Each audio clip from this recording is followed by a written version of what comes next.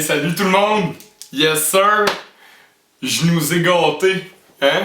Belle grimace! Je nous ai gâtés aujourd'hui. J'ai décidé de nous acheter un blackboard. C'est cool, hein? Yeah! Fait que je veux juste faire quelques petites spécifications par rapport aux théories que j'avance. Parce que bon, il y a des clowns qui essaient de discréditer ce que je dis, puis je trouve ça bien drôle, vous allez voir pourquoi. Donc, quand je vous disais 432 Hz à 72 BPM, ok? Ben en fait, les Hertz, c'est l'onde. C'est l'oscillation de l'onde sonore, ok? Et le 72 BPM, ben en fait, c'est la pulsation. C'est le pulse, ok? Qu'on envoie. Donc, l'onde, c'est la tonalité, ok? Donc, d'un côté, c'est la tonalité, et de l'autre, c'est la pulsion à laquelle on l'envoie, la récurrence. Donc, c'est pas la même chose, parce qu'il y en a qui me disaient, ouais, mais tu sais, 432 Hz, vu que, bon, c'est des cycles par seconde, des Hertz, c'est des cycles par seconde, et 72 BPM, c'est des battements par minute, ok? Donc, c'est des mesures de temps. Donc, c'est un peu la même chose, hein, des cycles par seconde et des battements par minute. Mais la différence, c'est que tu envoies une tonalité sur une pulsation, un rythme, ok? Et là, la différence. Parce que là, je disais, ben 432 Hz, c'est 25 920 BPM. Ben c'est drôle, hein? Parce que 25 920, c'est un cycle cosmique. C'est le temps que le Soleil prend à faire le tour des constellations. Fait que 432 Hz, c'est 25 900 battements par minute. Et 25 920 ans, c'est un cycle cosmique. Donc c'est vraiment une fréquence qui est en résonance avec la Terre. Et on va regarder... Fait que là, les gens qui essayaient de discréditer mes affaires, dans le fond, ben... ils viennent juste un peu de se tirer dans le pied. Parce que 25 920 battements par minute, 25 920 ans, c'est un cycle cosmique. C'est le temps que le Soleil prend à faire le tour de toutes les constellations. Parce que pendant 2000... je pense que c'est... Je me souviens plus exactement, mais 2400 ou 2500 quelques années, le Soleil, pendant 2000 quelques années, il se lève dans la constellation du Lion. Après ça, pendant 2000 quelques, il se lève dans la constellation du Verseau. Et le temps de faire un tour d'un cycle cosmique, ça prend 25 920 ans. Et on va parler encore plus du 72, du symbolisme du 72 et du symbolisme du 432. Donc, ce qui est important de comprendre, c'est vraiment qu'on envoie une certaine tonalité. Une tonalité, c'est ce qui crée l'émotion. Hein? Selon les travaux à Marc-Antoine Charpentier, il y a certaines notes de musique qui nous rendent tristes et mélancoliques, et d'autres qui nous rendent joyeux. Hein? Et on arrive à le voir juste en écoutant du Vivaldi, en fait. Même s'il n'y a pas de paroles sur la musique, quand on écoute les 4 saisons, on peut dire, hey, là, il était triste. Ah, là, il était joyeux. Même s'il n'y a pas de paroles. Donc, il y a certaines fréquences qui peuvent créer une émotion, une tonalité, et on va les envoyer sur un certain pulse qui est à 72 BPM. Donc, ma tonalité, qui est A to B, 432, c'est A jusqu'à B. Hein? Donc, c'est La jusqu'à Si. Et je vais vous montrer sur ma guitare. Donc, quand on fait La à Si, ça fait Om, Om, qui est le Om, le son selon les Tibétains qui auraient créé l'univers. la première vibration cosmique. Donc, A to B égale Om, qui est le premier son de l'univers selon les Tibétains. Et le Om, la fréquence, la tonalité qui est en cycle par seconde, ben, tu la pulses à 72 BPM, qui représente le rythme cardiaque moyen. C'est le pourcentage d'eau dont le corps est composé. C'est aussi le pourcentage d'eau dont la Terre est composée. C'est la durée de vie d'un ovule. La masse de la Lune est le 72e celui de la Terre. Le volume de Saturne est 72 fois celui de la Terre. Et l'axe d'oscillation de la Terre se décale de 1 degré tous les 72 ans. Et on dit que c'est le nombre de la Terre. Puis on ira plus loin tantôt, là, on parle des 72 marches pour se rendre au royaume de Dieu, les 72 anges selon la Kabbale, les 72 vieillards de la synagogue.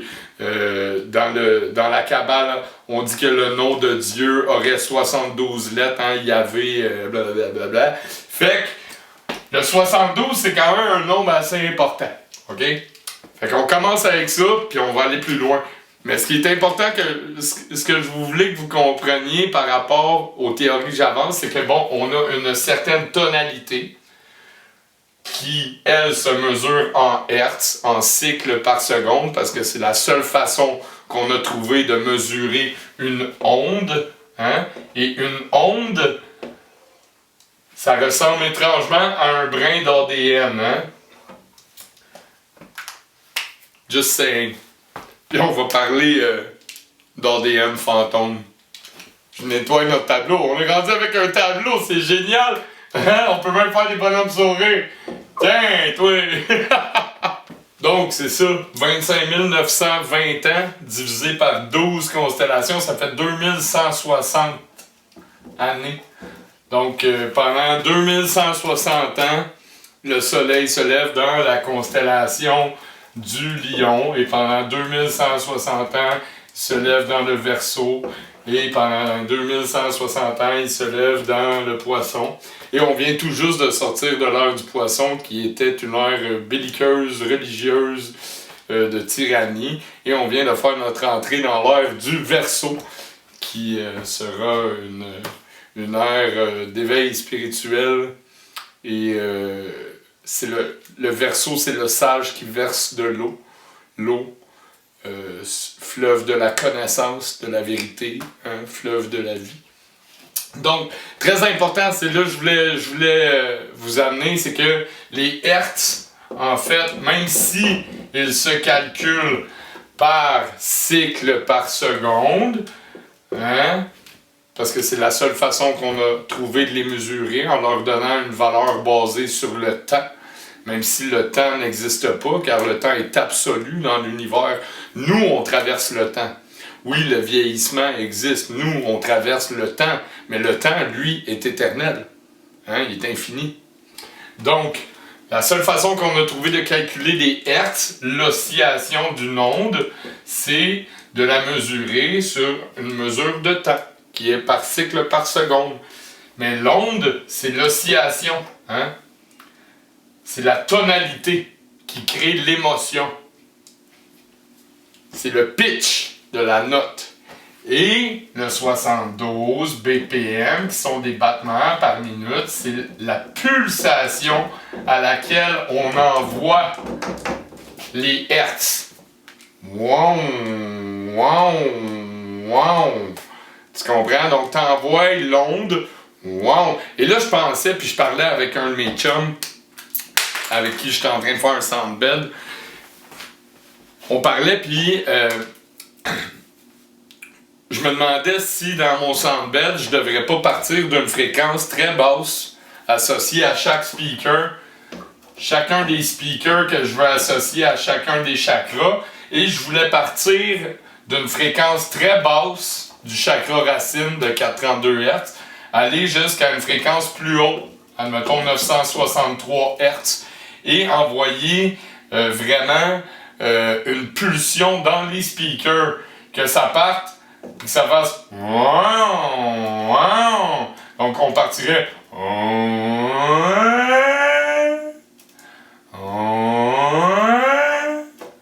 tu comprends? Donc, en envoyant une pulsion, on pourrait peut-être plus activer et dissoudre les tumeurs cancéreuses. Donc, si je pars d'une fréquence très basse, hein,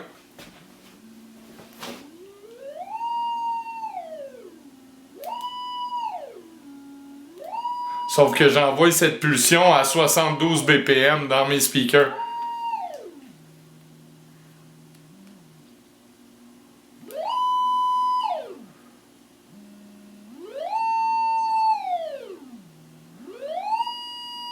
Sur le rythme cardiaque moyen de 72 battements par minute. Tu comprends? Fait que si je rythme cette pulsion, cette oscillation, ces tonalités sur le rythme,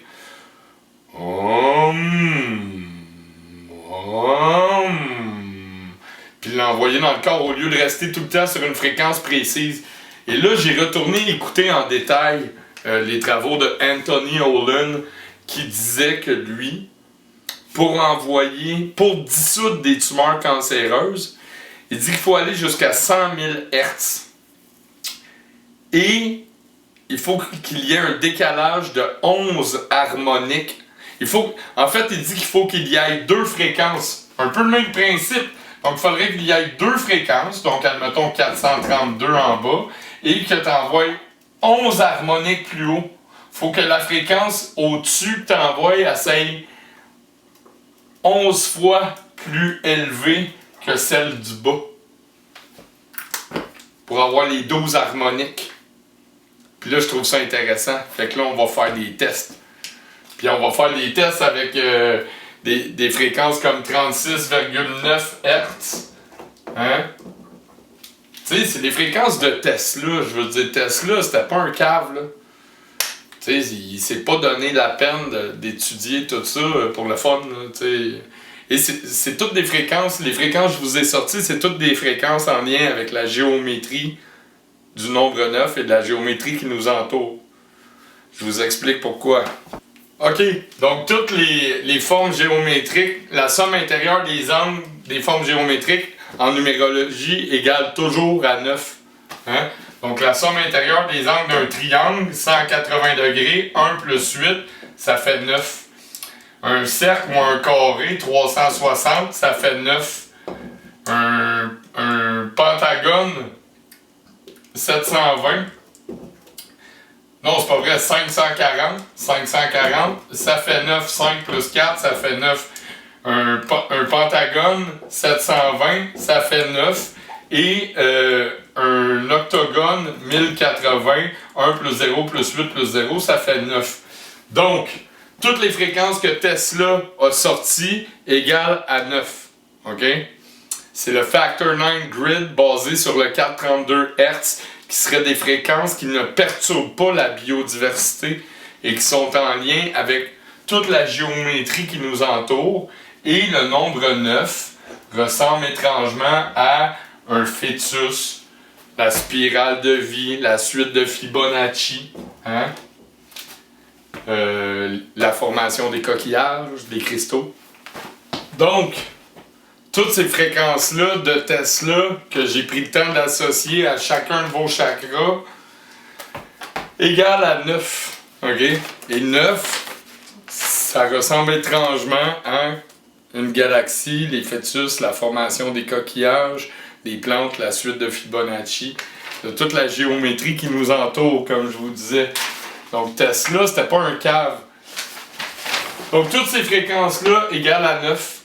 Et là, je les ai placées comme chacun de vos chakras. Comme si le A, c'était le chakra racine, 432 Hz.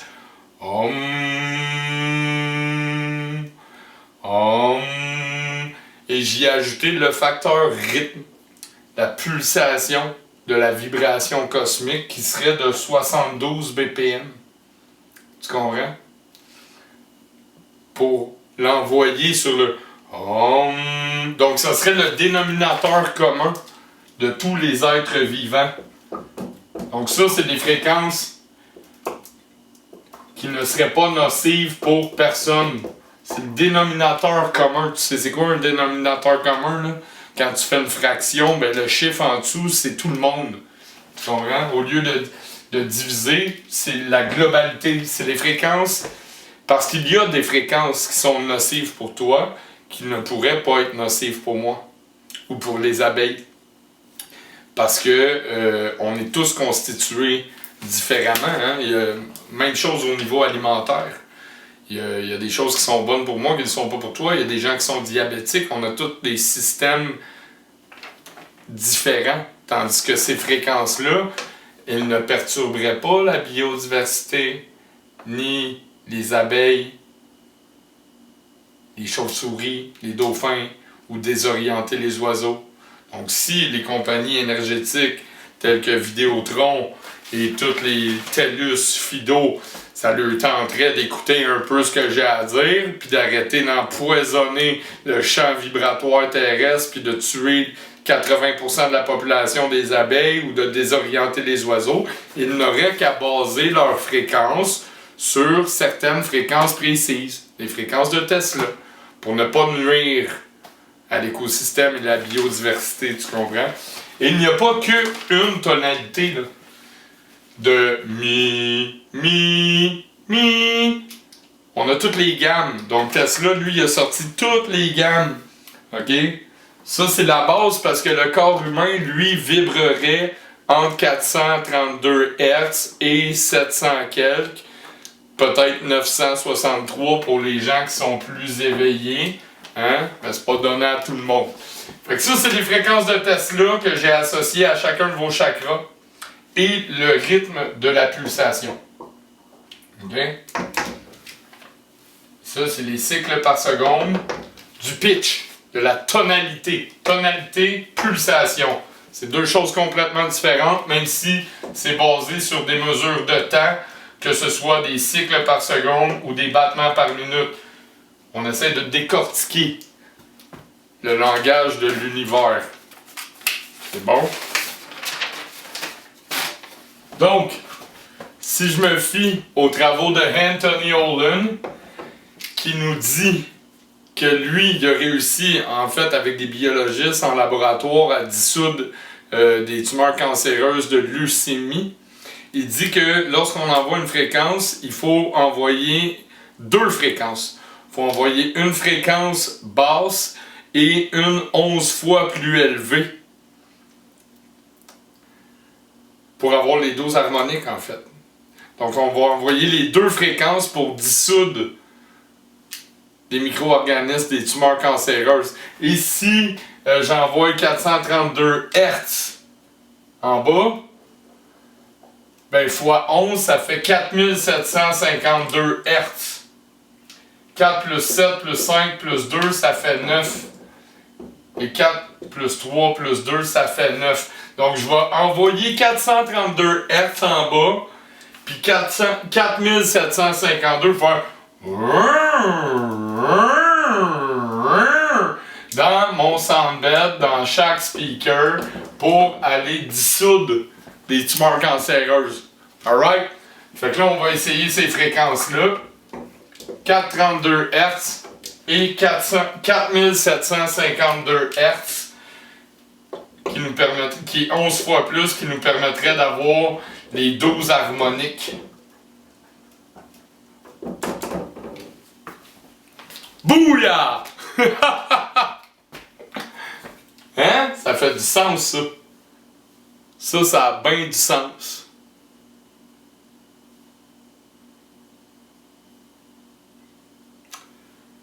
Fait qu'oubliez pas l'oscillation d'une onde qui ressemble étrangement à un brin d'ADN. Hein? C'est pas la même chose que la pulsation, la pulsion que tu envoies. Tu peux jouer une tonalité sur un rythme différent. Om. Om. Donc tu as un rythme sur laquelle jouer une fréquence, une tonalité, un pitch précis. Puis tu peux lui donner un rythme. Même si ça se calcule en battements par minute ou en cycles par seconde, même si l'unité de mesure reste basée sur le temps, c'est pas la même chose. Alright? Bon. Fait qu'en gros, ce que je vais faire, c'est que je vais envoyer 4000. Hein? Je vais envoyer 4752 Hz ici dans la tête, puis 432 Hz en bas. Puis je vais faire pour dissoudre des tumeurs cancéreuses. Fait que, pensez-vous que je me casserais autant la tête à vous expliquer des affaires puis à essayer de dissoudre des tumeurs cancéreuses pour le fun, pour vous dire de la merde? Non, je ne crois pas. En fait, je travaille très fort. Hein? Puis j'aimerais ça vous parler d'ADN fantôme, mais on en parlera une autre fois parce que là, je veux pas mélanger les affaires. Mais, vous savez, ils ont envoyé dans des vacuums, ils ont envoyé un ADN, un vacuum qui était vide, ils ont tiré toute l'air, et là, ils ont observé les photons de lumière. OK? Et ils se sont rendus compte que la façon dont se comportaient les photons avant d'y intégrer l'ADN humain dans le vacuum, ils ont mis un ADN humain dans le vacuum, elle se comportait pas de la même façon. Et une fois qu'ils ont mis l'ADN humain dans le vacuum, les photons se sont mis à réagir différemment, comme s'il y avait présence de matière. Et un coup qu'ils ont retiré l'ADN humain, les photons se comportaient quand même comme si l'ADN était toujours présente dans le vacuum. Ils se sont rendus compte que même si l'ADN était rendu à des kilomètres, à 500 kilomètres de l'expérience et du vacuum, ils interagissaient encore ensemble. Et à chaque fois qu'ils créaient une émotion dans l'ADN du sujet, le vacuum vide de son ADN, les photons continuaient à réagir comme si l'ADN était encore présent, comme s'ils étaient encore interreliés par ce champ énergétique de la physique quantique. Donc, il y a des énergies au-delà de celles que l'être humain peut comprendre encore, qui fait que tout est interrelié, et que même si, et c'est l'équation de Dirac, hein, qui disait qu'à partir du moment qu'il y a deux électrons qui ont interagi ensemble, ils vont toujours être reliés, même s'ils sont à deux points opposés de l'univers. À partir du moment qu'ils ont déjà interagi ensemble, ils vont toujours créer un seul système, hein, comme un électron. Ils vont toujours être reliés, même s'ils sont à deux points opposés de l'univers. Parce qu'ils ont déjà été en contact, comme vous et moi en ce moment, dans le fond. Et même qu'à partir du moment qu'on mesure ou qu'on observe un électron, ben, on peut changer sa trajectoire, sa destinée et interagir avec lui pour l'éternité. Et vous irez écouter La Matrice divine de Greg Braden, que j'ai partagé, un livre audio excellent qui traite de ce sujet, de l'ADN fantôme. C'est très pertinent. Il y a même des gens qui souffrent de douleurs fantômes, hein, les amputés de guerre, puis tout, des fois ils ont mal à un bras, même s'ils n'ont plus de bras. Ils sentent quand même la douleur d'eux. Donc l'ADN fantôme, ça fait énormément de sens aussi. C'est des choses que la physique traditionnelle n'arrive pas à comprendre, mais qui a été observée en laboratoire, en fait. Donc, ils sont capables de l'observer, mais ils sont pas capables de le comprendre ou de le décrire. Mais il y aurait des choses que peut-être certains d'entre nous pourraient expliquer si les gens seraient un petit peu plus ouverts d'esprit, un petit peu plus à l'écoute. Hein? Malgré les apparences. Donc, j'espère que vous avez appris des choses. Et je suis très content d'avoir acheté un blackboard. Hein? On s'est gâtés. Fait que c'est une très bonne nouvelle. C'est super cool. Et ça me fait penser à une petite anecdote de la femme d'Einstein, en fait, qui avait mis le mot... C'est elle qui a inventé le mot anti-univers, tu sais. Et elle discutait avec un collègue de Einstein, son mari, en fait, et il lui a montré une grosse machine énorme, grosse comme un bloc appartement, puis elle a dit « Mais à quoi sert cette monstruosité? » Elle dit... le collègue d'Einstein, il a dit « Ça va nous aider à comprendre le fonctionnement de l'univers, les particules des atomes, comment ça fonctionne. » Elle dit « Mais je comprends pas. » Elle dit « Ça a coûté des millions et des milliards de dollars bâtir ça, cette monstruosité, alors que mon mari, pour comprendre le fonctionnement de l'univers, il a juste besoin d'un papier puis d'un crayon. » Fait que je suis bien content qu'on ait un tableau, hein? Et on va terminer cette capsule sur un beau bonhomme sourire. Tu vois?